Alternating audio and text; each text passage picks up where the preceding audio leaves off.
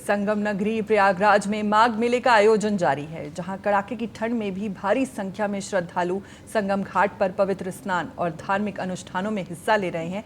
अब तक करोड़ों श्रद्धालुओं आस्था की डुबकी लगा चुके हैं। वहीं माघ मेले के सफल और शांतिपूर्ण आयोजन को सुनिश्चित करने के लिए पुलिस और मेला प्रशासन पूरी तरह सतर्क है। आगामी मौनी अमावस्या के अवसर पर शहर में भारी भीड़ और श्रद्धालुओं की आगमन को देखते हुए यातायात व्यवस्था के लिए रूट डाइवर्जन भी लागू किया गया है। एसपी कौशाम्बी ने डाइवर्जन पॉइंट्स का निरीक्षण किया और अधिकारियों को निर्देश दिए कि किसी भी क्षेत्र में जाम ना लगे और श्रद्धालुओं को कोई असुविधा ना हो। सुरक्षा के लिहाज से पुलिसकर्मी संगम घाटों पर भी तैनात किए गए हैं। इसके अलावा भीड़ नियंत्रण और दुर्घटना रोकने के लिए एम्बुलेंस और मेडिकल टीम को हर समय उपलब्ध रखा गया है।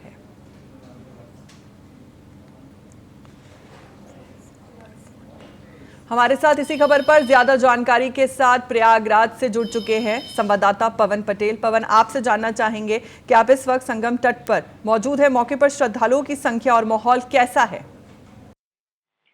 और देखिए, प्रयागराज में बीते 3 जनवरी से माघ मेला 2026 की भव्य शुरुआत हुई है। हालांकि पहले ही स्नान पर्व पर करीब 31 लाख श्रद्धालुओं ने गंगा की पवित्र धारा में आस्था की डुबकी लगाई है, जबकि दूसरे स्नान पर्व मकर संक्रांति पर करीब 1 करोड़ 3 लाख श्रद्धालुओं ने गंगा यमुना अदृश्य त्रिवेणी की पवित्र धारा में आस्था की डुबकी लगाई है। अब आगामी कल मौनी अमावस्या का महास्नान पर्व है और ऐसे में श्रद्धालुओं का एक बड़ा जनसैलाब प्रयागराज के संगम तट पर देखने को मिल रहा है। मौनी अमावस्या का महास्नान पर्व है, जिसमें देश विदेश के कोने कोने से बड़ी संख्या में श्रद्धालु साधु संत आते हैं, संगम की पवित्र धारा में आस्था की डुबकी लगाते हैं। तो ऐसे में श्रद्धालुओं की सुविधा को लेकर यहीं पर ही मैं, जैसा कि आप बात कर रहे हैं मौनी अमावस्या की, तो यहीं पर मैं आपसे सवाल करना चाहूंगी कि मौनी अमावस्या के अवसर पर संगम पर विशेष धार्मिक कार्यक्रम और स्नान का आयोजन किस तरह से हो रहा है, और साथ ही भीड़ को देखते हुए प्रशासन ने संगम क्षेत्र में कौन कौन से सुरक्षा और भीड़ नियंत्रण के इंतजाम किए हैं? बिल्कुल, देखिए, जिस तरीके मैंने पहले बताया कि मौनी अमावस्या के स्नान पर्व पर श्रद्धालुओं का बड़ा जनसैलाब संगम में आस्था की डुबकी लगाएगा, तो ऐसे में श्रद्धालुओं की सुविधा को लेकर, उनकी सुरक्षा को लेकर तमाम इंतजाम किए गए हैं। प्रयागराज शहर के माघ मेला क्षेत्र में नो व्हीकल जोन घोषित किया गया है और बड़े कमर्शियल वाहनों को जनपद की सीमा में आने से पहले ही नो एंट्री से डाइवर्ट किया गया। तो ऐसे में रूट डाइवर्जन का भी यहाँ पर प्लान किया गया है और तमाम इंतजाम किए गए हैं। जगह जगह पुलिस की टीमें, आरएएफ के जवान, एटीएस कमांडो सहित तमाम जो सुरक्षा की इकाइयां हैं, पुलिस की इकाइयां हैं, वो जगह जगह तैनात है। तो ऐसे में सुरक्षा को लेकर एक बेहतर इंतजाम किया गया है।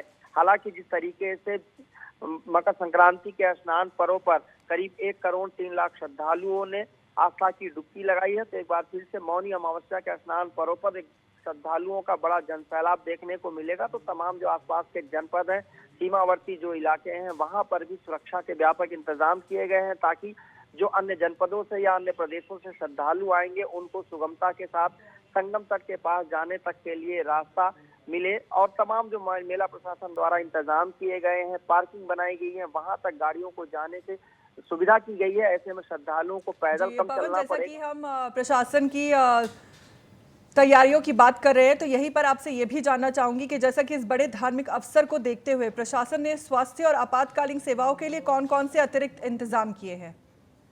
बिल्कुल, देखिए, अगर हम बीते वर्ष की भी चर्चा करेंगे तो बीते वर्ष प्रयागराज के संगम तट पर जब महाकुंभ का आयोजन हुआ था, तो उस दौरान भी तमाम इंतजाम किए गए। तो इस बार का जो माघ मेला है वो इसलिए भी विशेष है कि इस बार के माघ मेले में वो तमाम इंतजाम फिर से लागू किए गए हैं जो महाकुंभ के दौरान श्रद्धालुओं की सुविधा के लिए, उनके सुगमता के लिए इस्तेमाल किए गए। तो ऐसे में चिकित्सा को लेकर, आकस्मिक सेवाओं को लेकर प्रशासन पूरी तरीके से सतर्क है, अलर्ट मोड पर है।